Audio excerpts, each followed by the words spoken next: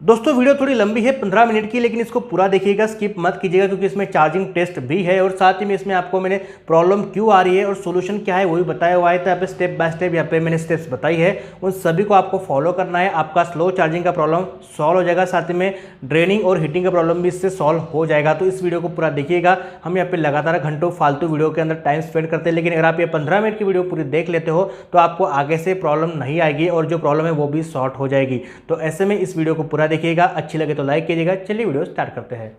दोस्तों नमस्कार, मैं हूं आशीष और आप देख रहे हो टेक डिसाइड। तो सैमसंग गैलेक्सी 50 की जो डिवाइस है, जिन लोगों को अपडेट मिली थी तो उनको तो यहाँ पे सिक्योरिटी पैच की अपडेट मिल चुकी है 150 MB की।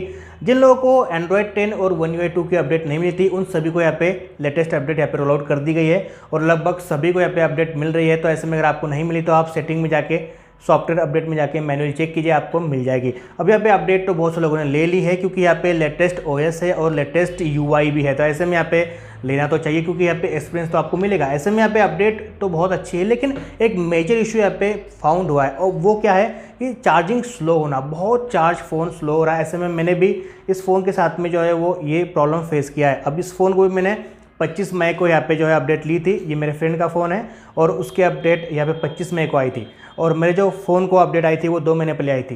तो उसको भी यही प्रॉब्लम था स्लो चार्जिंग का और इसको भी यही प्रॉब्लम आ रहा है। अब ऐसे में यहाँ पे किसी किसी को यहाँ पे स्टार्टिंग में चार्ज फास्ट होता है और यहाँ पे वो किसी 1% के ऊपर आके रुक जाता है, जैसे कि 70 के ऊपर आके रुक जाएगा, उसके बाद में 100 होने के लिए 3 घंटे लग जाएंगे। 80 के ऊपर आके रुक जाएगा, उसके बाद में 2 से ढाई घंटे उसे फुल चार्ज होने में लग जाएंगे। यानी कि 15, 20, 30% होने के लिए 3, 4 घंटे उसे लगते हैं। और यहाँ पे अगर स्टार्टिंग से किसी का तो स्लो हो रहा है बहुत, जीरो से अगर आप वो स्टार्ट करते हो या फिर 10% से भी चार्ज लगाते हो तो वहाँ पे 100% होने के लिए 6 से 7, 8 घंटे लग जा रहे हैं। इतना स्लो चार्जिंग ये फ़ोन हो रहा है। अब ऐसे में मैंने कुछ यहाँ पे जो है वो स्टेप्स फॉलो किए हैं। अब यहाँ पे मैं आपको वो सोल्यूशन बताने वाला हूँ इस वीडियो के अंदर। तो इस वीडियो को पूरा देखिएगा, स्किप मत कीजिएगा, नहीं तो आपको कुछ भी समझ में नहीं आएगा।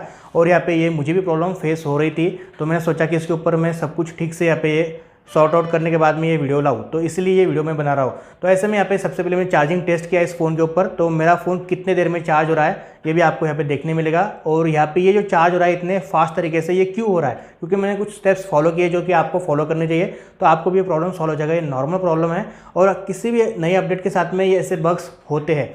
अब बग्स यानी कि देखिए, जैसे जैसे नई अपडेट होती है तो ये पूरी तरह से नई OS है, यानी कि ऑपरेटिंग सिस्टम एंड्रॉयड 10 की है और जो UI है वो भी लेटेस्ट है, One UI 2.0। तो ऐसे में यहाँ पे चार्जिंग का जो एल्गोरिथम है इसके साथ में यहाँ पे इसका सेट होने के लिए टाइम लगता है। ऐसे में यहाँ पे सिस्टम में कुछ एरर हो सकता है। ऐसे में यहाँ पे चार्जिंग बाय डिफ़ॉल्ट यहाँ पे कुछ एरर आके यहाँ पे स्लो हो सकती है, कभी कभी स्लो होने के बाद में एक्चुअल में फास्ट भी हो जाती है।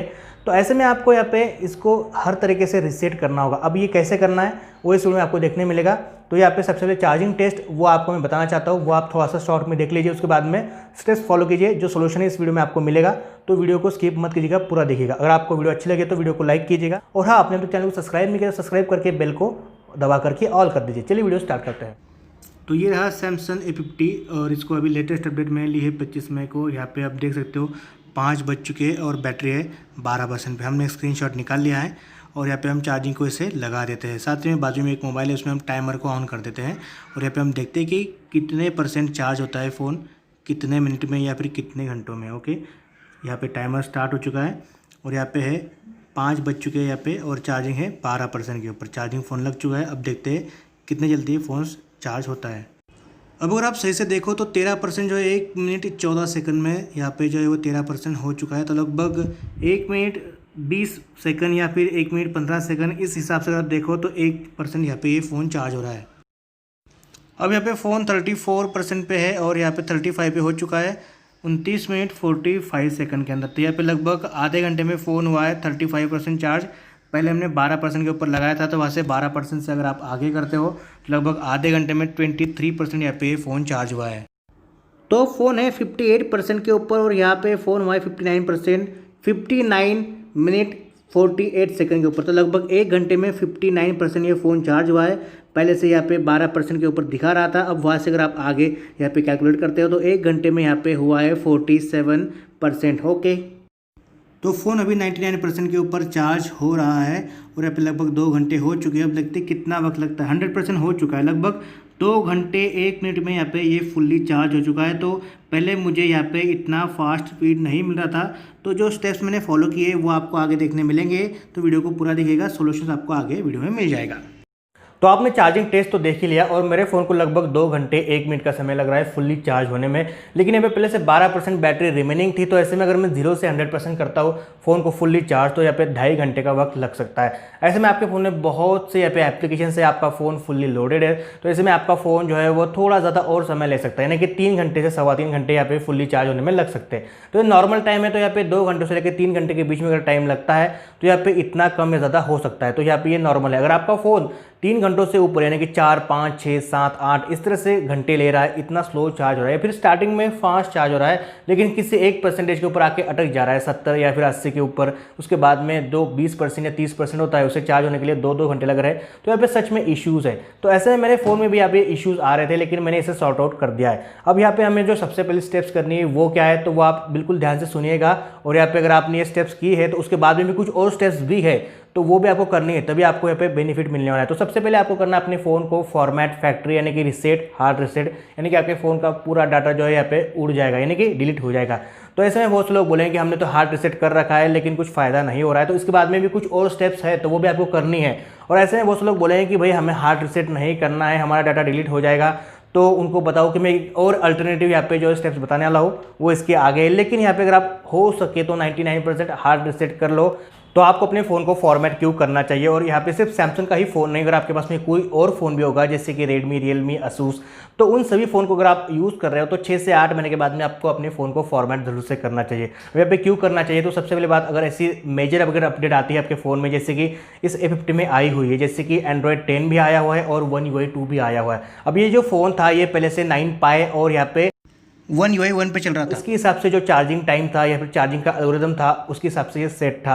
अब यहाँ पे सडनली यहाँ पे एंड्रॉयड 10 आया और उसके बाद में One UI 2 भी आया। तो हाँ, ये OS गूगल की ही है और ये जो UI है वो सैमसंग का ही, लेकिन इसमें थोड़े बहुत चेंजेस है और इस चेंजेस के साथ में जब ये अपडेट आती है तो अपडेट में बहुत कुछ यहाँ पे ग्लिच या फिर बग्स आ सकते हैं। ऐसे में यहाँ पे ये जो एल्गोरिथम होता है चार्जिंग वाला, ये यहाँ पे अफेक्ट हो सकता है। ऐसे में यहाँ पे इसके हिसाब से इसे मैनेज होने में देर लगती है। ऐसे में यहाँ पे कभी कभी फास्ट चार्जिंग होगा तो कभी स्लो चार्जिंग होगा। तो यहाँ पे जो चार्जिंग का एल्गोरिथम है ना, यहाँ पे ये थोड़ा सा डिस्टर्ब हो जाता है, इसमें ग्लिच आ जाता है। तो ऐसे में यहाँ पे ये स्लो चार्जिंग होता है या फिर कभी कभी फास्ट होगा, कभी कभी स्लो होगा एकदम से, या फिर कभी कभी आपका फ़ोन जो है वो बहुत ज़्यादा जल्दी बैटरी ड्रेन भी करता है, ऐसे में हीटिंग भी होता है। यहाँ पे कभी कभी नेटवर्क का यहाँ पे इशू भी आ रहा है। तो ऐसे में यहाँ पे जब ये अपडेट आती है तो इसमें बहुत से बग्स या फिर ग्लिच आते हैं या फिर इसमें जंक फाइल्स भी होती है।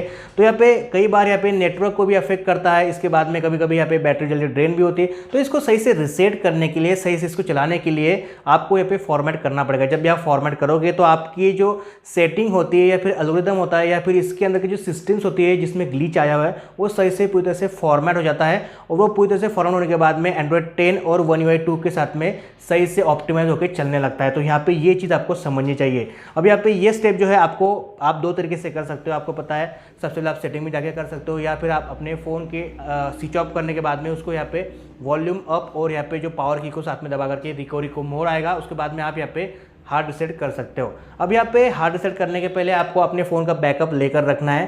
तो आपके फ़ोन में जो भी कॉन्टैक्ट्स होंगे आप उसे सिम कार्ड में डाल लीजिए, या फिर आपके फ़ोन में जो भी फाइल्स होगी या फिर वीडियोस, ऑडियो जो भी आप उसमें मेमोरी कार्ड में कॉपी कर सकते हो या फिर पेन ड्राइव में निकाल लीजिए। और अगर आपके फ़ोन में अगर आपको व्हाट्सएप, फेसबुक, ट्विटर, इंस्टा जो भी है, गूगल की आईडी है, तो आप इसे बाद में रिस्टोर कर सकते हो। इजी है, फ़ोन नंबर, ईमेल डाल के आप इसे जो है रिस्टोर कर सकते हो और इजीली रिकवर भी हो जाता है। तो ऐसे में आप इन सभी को निकाल लीजिए, उसके बाद में आप फॉर्मेट कर लीजिए, उसके बाद में सेटअप भी कर लीजिए। और आपको सही से फॉर्मेट करते नहीं आ रहा है, सेटअप कैसे करना है, क्या करना है, तो इसके लिए अलग से मैं वीडियो बना दूंगा। तो यहाँ पे सबसे पहले स्टेप्स आपको ये करनी है। और यहाँ पे अगर आप ये स्टेप्स को स्किप करते हो तो आपको यहाँ पे बेनिफिट पूरा नहीं मिलेगा। अब जो दूसरी स्टेप्स है, दूसरी यानी कि इसके अल्टरनेटिव, अगर आप यहाँ पे नहीं चाहते कि हमें फॉर्मेट करना है तो यहाँ पे एक स्टेप है जो कि अल्टरनेटिव स्टेप है, जो कि बहुत ही यहाँ पे कारगर होती है, जो कि मैंने टेस्टेड और ट्राइड है, मैंने बहुत से बार आपको बताई है और यहाँ पे सक्सेसफुल तरीके से यहाँ पे काम भी करती है। ऐसे में यहाँ पे काम किस तरह से करती है, जब भी हम किसी एप्लीकेशन को इंस्टॉल करते हैं या फिर कोई भी वीडियोस होते हैं या फिर फाइल्स होती है, फिर जब अपडेट लेते हैं तो यहाँ पे इसके पीछे कुछ जंक फाइल या फिर कैचे जो है वो इसको आ जाते हैं, इसके पीछे जम जाते हैं। ऐसे में यहाँ पे ये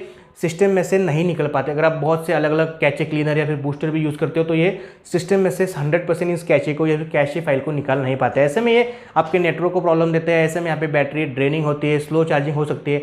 तो यहाँ पे इसे कैसे क्लीन करना चाहिए, तो बहुत से लोगों को पता है। सबसे पहले आपको फ़ोन को स्विच ऑफ करना है, पूरी तरह से। उसके बाद में आपको पावर की और वॉल्यूम की को साथ में दबाना है, आपका आएगा रिकवरी मोड। उसके बाद में आपको जाना है यहाँ पे क्लीन कैशे, ओके, यानी पार्टीशन, वाइप कैचे पार्टीशन, इसमें जाना है। यहाँ पे ये वॉल्यूम अप और डाउन की से यहाँ पे मैनेज होता है। उसके बाद में आपको पावर की से इसे प्रेस करना है और बाद में रिबूट का ऑप्शन है, इसको रिबूट करना है। यहाँ पे आपके वाइप कैचे हो जाएंगे। उसके बाद में आपका फ़ोन जो है बहुत हद तक फास्ट चलेगा, बैटरी ड्रेनिंग नहीं होगी। इसके ऊपर बहुत से बार मैंने वीडियो बना चुका हूँ। तो अगर आप फॉर्मेट फैक्ट्री नहीं करना चाहते हो तो ये दूसरा उपाय है, लेकिन मैं बोलूँ तो आप फॉर्मेट फैक्ट्री भी कर सकते हो। और ज़्यादातर मैं आपको रिकमेंड करूँगा कि फॉर्मेट फैक्ट्री कर लीजिए। और यहाँ पे अगर आप ये जो क्लीन कैचे का ऑप्शन जो है, ये वाइप कैचे का, तो आप इसे 15 दिन में से एक बार जरूर करते रहिए, या फिर महीने में से एक बार भी आप करते हो तो इससे आपका कोई भी डाटा डिलीट नहीं होता, आपके फ़ोन की वारंटी भी नहीं जाती, यानी कि आपका फ़ोन बहुत ज़्यादा फास्ट और अच्छा हो जाता है। तो इसके कोई साइड इफेक्ट नहीं है, आप इसे कर सकते हो महीने में से एक बार ज़रूर।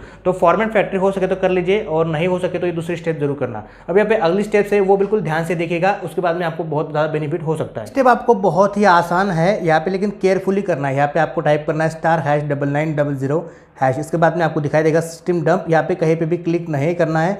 आपको यहाँ पे नीचे दिखाई देगा बैटरी स्टेटस रीसेट, इसको एक बार रीसेट करना है। और यहाँ पे है लो बैटरी डंप, अब मैंने ऑन कर रखा है, अब यहाँ पे इसे करना है, यानी कि ऑफ रहेगा, आपको यहाँ पे ऑन करना है, क्योंकि मैंने ऑन कर रखा था पहले से। इसको इतना ऑन करना है, लो बैटरी डंप, लो बैटरी डंप, लो बैटरी डंप। फिर से बोल रहा हूँ, इसको सिर्फ ऑन करना है, बाकी कहीं पे भी छेड़छाड़ नहीं करना है, बाहर निकल जाना है, बाद में इसे क्लियर कर लेना है। और एक नंबर है *028#।